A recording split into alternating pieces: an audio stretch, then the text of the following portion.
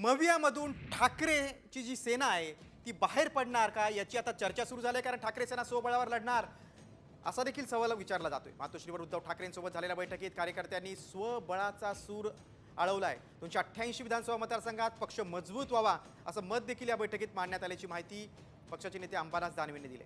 तेव्हा आता उद्धव ठाकरे नेमकी काय राजकीय भूमिका घेतात याकडे आता सर्वांचं लक्ष लागलंय। आगामी स्थानिक स्वराज्य संस्थांच्या निवडणुकीत ठाकरे गट स्वबळावर लढणार की नाही हे पाहणं महत्त्वाचं आहे।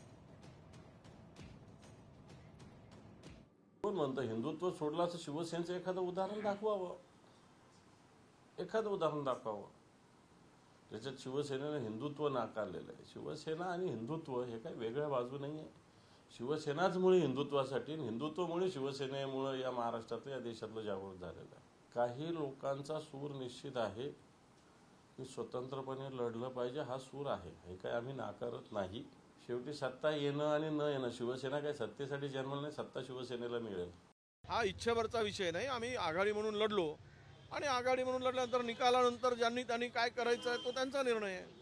त्यांची काय भूमिका आहे ते मांडलेत, आमची काय भूमिका आहे आमचे प्रदेशाध्यक्ष मांडतील, आम्ही पण मांडू, पण त्याला थोडासा एवढा घाईने आम्ही काय आमची भूमिका जाहीर करणार नाही। वरिष्ठ पातळीवर आमच्या हायकमांडशी चर्चा करू।